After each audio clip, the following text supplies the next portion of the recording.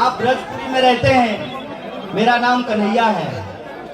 ये जो संयोग है जीवन का, मुझे लगता है कि ये संयोग कुछ गवाही दे रहा है। गवाही ये है कि मैं गंगा किनारे पैदा हुआ हूं, आप जमुना किनारे रहते हैं। तो जमुना के किनारे रहने वाले और मेरी आवाज जहां तक पहुंच रही है, मैं आप तमाम आदरणीय बुजुर्गों का, हमारी माताओं बहनों का, नौजवान साथियों का, इस इलाके के हमारे प्यारे बच्चों को और ब्रजपुरी में रहने वाले, मुस्तफाबाद में रहने वाले, उत्तर पूर्वी दिल्ली में रहने वाले आप सभी मेहनतकश आवाम का हार्दिक दिल से अभिनंदन करता हूं। आपको बहुत बहुत आभार व्यक्त करता हूं। आज मैं आपके बीच ब्रजपुरी में खड़ा होकर के जब बात कर रहा हूं, मैं आपसे कोई सियासी बात करने के लिए नहीं आया हूं। मैं आपसे कोई जज्बाती बात करने के लिए नहीं आया हूं। मैं आपसे कोई चुनावी बात करने के लिए नहीं आया हूं। मैं आपके बीच हमारी पार्टी भारतीय राष्ट्रीय कांग्रेस और इंडिया अलायंस का जो संकल्प है, जो संघर्ष है और इस देश के लिए जो हम सपना देख रहे हैं, वो सपने मैं आपके बीच में रखने के लिए आया हूं। मैं आपको यह बताना चाहता हूं कि इस बार का चुनाव किसी एक व्यक्ति को सांसद बनाने का चुनाव नहीं है। इस बार का चुनाव किसी एक व्यक्ति को प्रधानमंत्री बनाने का चुनाव नहीं है। इस बार का चुनाव किसी पार्टी को जिताने और किसी गठबंधन को जिताने का चुनाव नहीं है। इस बार का चुनाव हमारे वजूद का चुनाव है, हमारे अस्तित्व का चुनाव है, हमारे संविधान का चुनाव है, हमारे लोकतंत्र का चुनाव है। यह बात मैं आपको क्यों कह रहा हूं? यह बात मैं आपको डराने के लिए नहीं कह रहा हूं। यह बात आप सब पिछले कई सालों में महसूस किए हैं। इस बात को मैं बस दोहरा रहा हूं आपके सामने। आपने ये महसूस किया है कि पिछले 10 साल में देश को क्या से क्या कर दिया गया है। एक मशहूर शेर है, कहां तो तय था चिरागा हर एक घर के लिए, कहां चिराग मयस्सर नहीं शहर के लिए। उत्तर पूर्वी दिल्ली भी दिल्ली में ही है, लेकिन जो उत्तर पूर्वी दिल्ली में रहने वाले लोग हैं, ये रोज महसूस करते हैं कि जब आप यमुना पार कर रहे होते हैं, तब आपको दो दुनिया नजर आता होगा।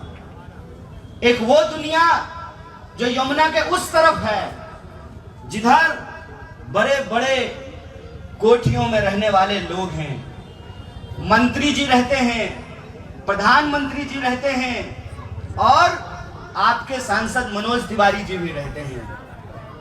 और एक ये इलाका है जहां आप रहते हैं, जहां हम रहा करते थे। महंगाई की बात नहीं होती है, बेकारी की बात नहीं होती है, इस क्षेत्र की जो समस्याएं उसकी बात नहीं होती है। दिन भर समाज को लड़ाने का धंधा किया जाता है। इसीलिए उनको जितना ताकत लगाना है लगा लें। इस बार की लड़ाई एक तरफ वो है और दूसरी तरफ हम हैं, इस देश की जनता है, और हमको मिलकर के ये लड़ाई लड़नी है। बोलिए, लड़ेंगे? लड़ेंगे तो न्याय और अन्याय के इस संघर्ष में अन्याय हारेगा और न्याय की जीत होगी। इस बात को हमको याद रखना है। इसीलिए आप सबको अपनी एक जिम्मेवारी निभानी पड़ेगी। चुनाव में गिनती के 10-12 दिन बचे हैं और मैं जो हूं दिल्ली का सबसे गरीब प्रत्याशी हूं। मेरे पास हेलीकॉप्टर नहीं है और सबसे गरीब प्रत्याशी होने के चलते 24 लाख वोटर हैं उत्तर पूर्वी दिल्ली में, 10 विधानसभा है और लगभग 2200 बूथ है। और हम तो जो है सांसद महोदय की तरह जो है शादी भी नहीं किए हैं। तो हमारा प्रचार तो आप लोगों को करना पड़ेगा ना। तो आप अगर किसी ने कहा खत्म हो गया, अरे मोदी जी की तरह कौन जो है गुमराह कर रहा है।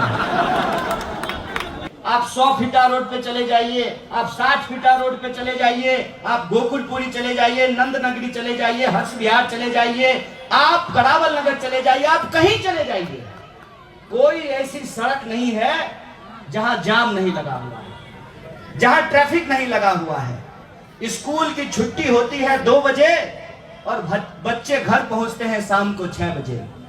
और जब शाम होने लगती है, सूरज ढलने लगता है, ज्यों ज्यों सूरज ढलता है त्यों त्यों माँ बाप की चिंता बढ़ने लगती है और वो बार बार फोन करते हैं। तो बच्चे फोन उठा करके कहते हैं कि बार बार फोन करके तंग क्यों कर रहे हो, ऐसा ना हो जाम में फंसे हुए हैं और तुम्हारा फोन उठाने के चक्कर में हमारा फोन ही कोई लेकर के भाग जाए। ये रोज की समस्या है, चाहे जाम की समस्या हो, चाहे मोबाइल चोरी की समस्या हो, चाहे इस एरिया में जो रहने वाले लोग हैं, थोड़ी सी बारिश हो ना जाए, थोड़ी सी बारिश हो ना जाए कि जमुना जी का पानी नहीं बढ़ता है लेकिन हमारी गलियों में पानी जमा हो जाता है। बोलिए जल भराव होता है कि नहीं होता है? और ये आज से नहीं हो रहा है, ये सालों से हो रहा है। पिछले 10 साल और उससे पहले भी हुआ है। तब और अब में फर्क क्या है? तब और अब में फर्क ये है, यहां बैठे हुए हैं पूर्व एमएलए साहब, तब और अब में ये फर्क है कि तब आपका जो सांसद होता था आप उसकी गाड़ी रोक लेते थे और आप उसकी गाड़ी रोक करके कहते थे कि सांसद साहब याद रखिएगा, हम ही आपको वोट दे करके सांसद बनाए हैं। अगर हमारा पुल नहीं बनवाएंगे, अगर हमारी गली नहीं बनवाएंगे, अगर हमारा नाला नहीं बनवाएंगे तो अगली बार हम आपको वोट नहीं देंगे। पिछले 10 सालों में यह फर्क आया है कि सांसद को लगता है कि उसको तो वोट उसके नाम पे मिल ही नहीं रहा है, इसीलिए काम करने की कोई जरूरत ही नहीं है। यह जो फर्क आया है कि लोकतंत्र में सबसे ज्यादा ताकत जनता के हाथ में होती थी। नया निजाम आया है, नया कायदा लेकर आया है और यह जो नया निजाम है उसको नया कायदा यह मालूम हो गया है कि समाज को आपस में लड़ा दो, झगड़े लड़ा दो, इस गली को उस गली से लड़ा दो, इस विधानसभा के लोगों को उस विधानसभा के लोगों से लड़ा दो। सांसद ने क्या काम किया यह सवाल कोई पूछेगा ही नहीं। क्यों? क्योंकि जो है मोदी जी के नाम पे वोट ले लेंगे। और यह जो फर्क हुआ है उसका नतीजा यह है कि 10 साल में सांसद महोदय दिल्ली के सबसे अमीर सांसद बन गए हैं। तो उस अमीर सांसद को यह गरीब लड़का चप्पल पहनने वाला चुनौती देने के लिए आया है।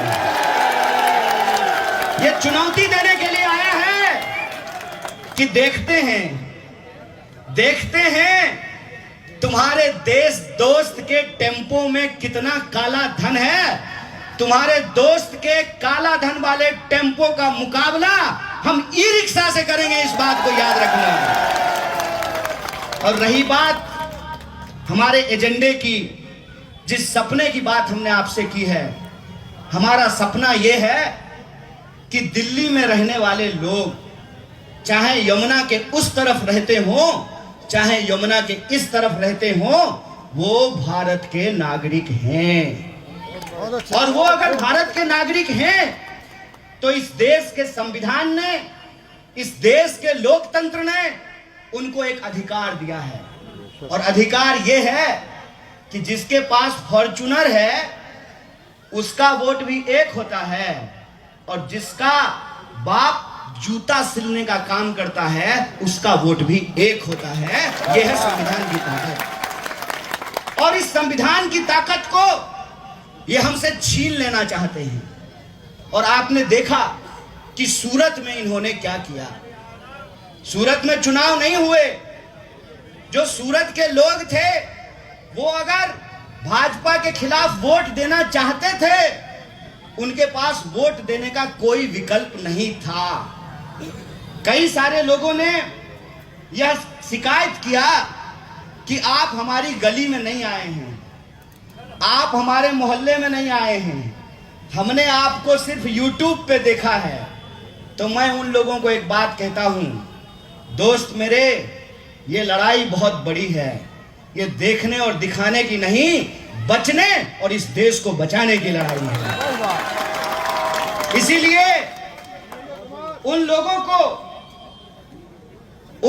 को मैं सिर्फ इतना कहना चाहता हूं कि आपने उसी YouTube पे जहां आपने हमको देखा है, उसी YouTube पे एक और वीडियो आपने देखा होगा। भाजपा का सांसद का बेटा, लोग कहते हैं ईवीएम हैक होता है, उसके बेटे ने पोलिंग स्टेशन का अपहरण कर लिया और अपहरण करके ईवीएम अपने हाथ में लेकर के कह रहा था कि ये ईवीएम मेरे बाप का है।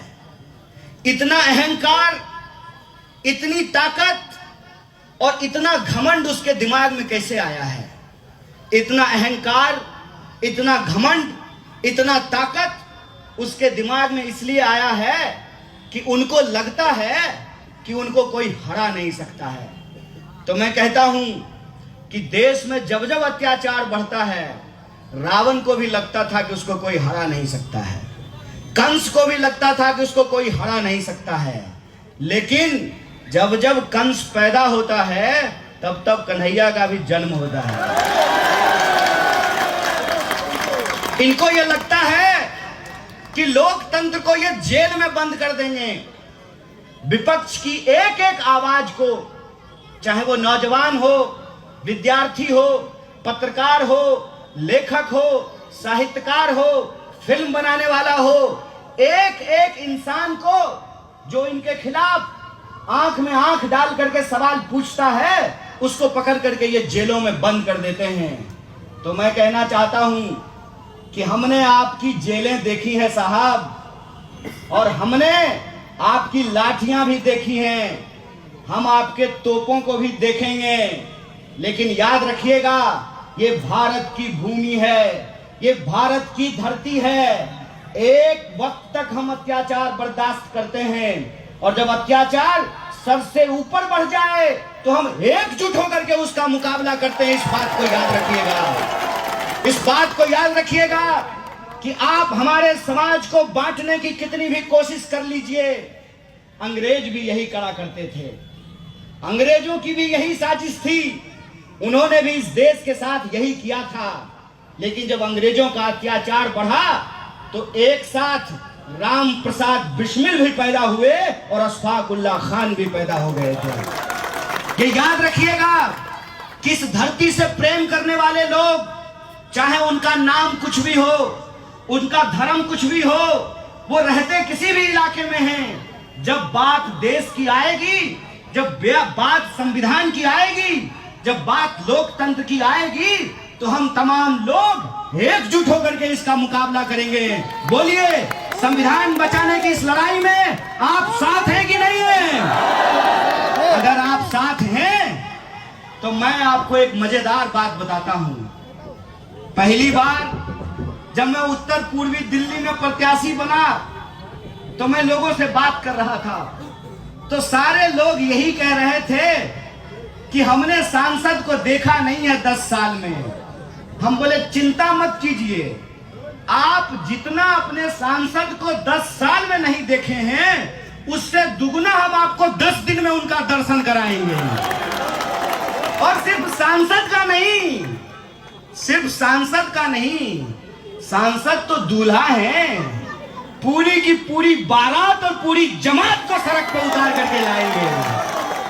अभी सांसद महोदय गली गली घूम रहे हैं, हम आपको दिखे ना दिखे, आपको हम प्रधानमंत्री से भी मुलाकात करवाएंगे, कई सारे मुख्यमंत्रियों से भेंट करवाएंगे, कई सारे मंत्रियों से भेंट करवाएंगे, सारे दोस्त इनके आएंगे और आपकी गलियों में जो है जुगनू की तरह जो है चमकेंगे, जुगनू की तरह। लेकिन ध्यान बस एक बात का रखना है, इस 10 दिन में 10 साल को नहीं भूलना है। इस 10 दिन में जो बात कही जाएगी उसके प्रभाव में आए बिना जो आप 10 साल से झेल रहे हैं उस बात को नहीं भूलना है। वो आएंगे, मीठी मीठी बातें करेंगे, फिर से नया वादा करेंगे, फिर से आपको उम्मीद दिखाएंगे कि हमने जो 10 साल में नहीं किया हम वो आने वाले 5 साल में कर देंगे। तो मैं एक बात पूछना चाहता हूं, कितना बार बेवकूफ बनेंगे? 1 बार, 2 बार, तिवारा बेवकूफ बनना चाहते हैं क्या? वो इस क्षेत्र की जनता को अपमानित कर रहे हैं। उन्होंने अपमानित किया। दिल्ली में 7 सीट है, 7 में से 6 पे कैंडिडेट बदल दिया, इस पे कैंडिडेट नहीं बदला। और कैंडिडेट ऐसा जिसके बारे में भाजपा के लोग कहते हैं कि हमारा सांसद तो हमको मिलता ही नहीं है। करवा चौथ का चांद भी दिख गया, ईद का चांद भी दिख गया। कितना करवा चौथ और ईद हो गया, लेकिन उनका हंसता हुआ नूरानी चेहरा नहीं दिख पा रहा है इस क्षेत्र के लोगों को। इसीलिए इस बार की लड़ाई, एक तरफ वो हैं जो समाज में नफरत फैला रहे हैं, एक तरफ वो हैं जो लोगों को गुमराह कर रहे हैं, एक तरफ वो हैं जो बार बार नए तरीके का झूठ बोल रहे हैं। मुझे तो लगता है कि किसी दिन झूठ ही सुप्रीम कोर्ट चला जाएगा और कहेगा कि जो है मेरा अस्तित्व खतरे में है। नया नया तरह का झूठ बोलते हैं, वो आपके पास आएंगे, फिर से जो है इस समाज को, उत्तर पूर्वी दिल्ली में रहने वाले लोगों को बांटने की कोशिश करेंगे, गुमराह करने की कोशिश करेंगे। लेकिन हमको अपनी समस्याओं पर टिके रहना है। हमको इस बात पर टिके रहना है कि पुस्ता रोड का चौड़ीकरण क्यों नहीं किया गया, गमरी रोड का चौड़ीकरण क्यों नहीं किया गया, मेट्रो का काम क्यों नहीं पूरा हुआ, नया सेंट्रल स्कूल क्यों नहीं खुला, मल्टी स्पेशलिटी हॉस्पिटल क्यों नहीं बना। और सबसे बड़ी बात, जब चुनाव आता है तो सारे नेता आते हैं, फिर 5 साल के लिए ऐसे गायब हो जाते हैं जैसे गधे के सर से सींग। इस बात को हमको याद रखना है कि ये लड़ाई किसी को सांसद बनाने की नहीं है, अपने अस्तित्व को बचाने की लड़ाई है। आप जो नागरिक हैं और आपका जो नागरिक होने का एहसास है, उस एहसास को बचाने की लड़ाई है।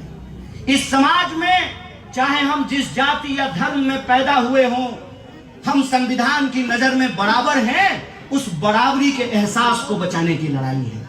यह लड़ाई अपने हक हुक की लड़ाई है। यह लड़ाई अन्याय के खिलाफ न्याय को बचाने की लड़ाई है। इस बात को हमको याद रखना है। बोलिए, आप न्याय के लिए, न्याय को बचाने के लिए तैयार हैं? अगर आप तैयार हैं तो हम आपको एक बात कहना चाहते हैं, जो आपको मिल रहा है मुबारक, जो आपको मिल रहा है बधाई। हम उस बात को आगे बढ़ाना चाहते हैं। हम चाहते हैं कि महिलाओं को हर महीने 8,500 रुपया मिले। हम चाहते हैं कि जो नौजवान हैं जिन्होंने लोन लेकर के पढ़ाई की है, अगर इस देश में बड़े बड़े धन्ना सेठों का कर्जा माफ किया जा सकता है, अगर उनका 16 लाख करोड़ कर्जा माफ किया जा सकता है, तो जिन बच्चों ने लोन लेकर के पढ़ाई की है, हम उनका लोन माफ करेंगे। सीधी सी बात है भाई, देश किसी का बपोती नहीं है, देश हम सब का है। अंबानी का वोट भी एक होता है और ठेला लगाने वाला, रेडी पटरी लगाने वाला, ई रिक्शा चलाने वाला, ऑटो चलाने वाला का भी वोट एक होता है। अगर इस देश में अंबानी अदानी के लिए कर्जा माफ किया जा सकता है, तो आपको विद्यार्थियों का भी कर्जा माफ करना पड़ेगा। इसलिए माफ करना पड़ेगा कि कर्ज लेकर के हमने पढ़ाई करी, लेकिन जब नौकरी देने की बात आई, हमको तो नौकरी नहीं मिला, गरीब के बच्चों को नहीं मिल रहा नौकरी, और गृह मंत्री का बेटा बन रहा है बीसीसीआई का सेक्रेटरी। यह जो अत्याचार है, यह जो अन्याय है, उस अन्याय के खिलाफ हम संघर्ष करना चाहते हैं। और देश में जो तानाशाही है, उस तानाशाही का हम मुंह तोड़ जवाब देना चाहते हैं। आज दिल्ली के सीएम अरविंद केजरीवाल जी भाषण दे रहे थे, और भाषण में उन्होंने कहा कि तानाशाही से मुकाबला करना है। तो एक बात मैं आपको बता दूं, जैसे आप कोई गुरु से शिक्षा लेते हैं, तो दो लोग जो गुरु से शिक्षा लेते हैं उनको आपस में गुरु भाई बोलते हैं। अरविंद केजरीवाल जी से हमारा रिश्ता तो जेल का रिश्ता है। हम तिहाड़ से आ चुके हैं, पहले जाके आ गए, वो अभी अभी आए हैं और फिर इनको वापस जाना है। मैं कहता हूं कि ये बड़ी लड़ाई है।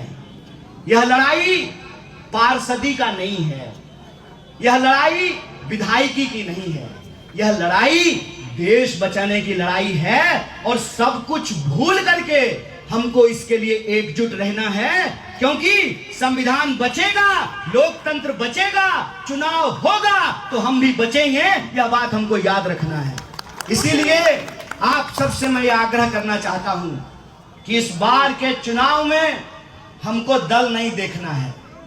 और जहां तक इस उत्तर पूर्वी क्षेत्र में होने वाले चुनाव का सवाल है, तो आप सब जानते हैं कि दिल्ली में इंडिया अलायंस बना है, और इंडिया अलायंस बनने के चलते इस बार हाथ में झाड़ू है। हाथ में झाड़ू कहने का मतलब कि 7 सीट है दिल्ली में, 4 सीट पर झाड़ू का निशान है और 3 सीट पर हाथ का निशान है। इसीलिए जो हमारी माताएं और बहनें हैं, खाली भाषण सुनने से काम नहीं चलेगा, आपको भी अपनी जिम्मेवारी निभानी पड़ेगी।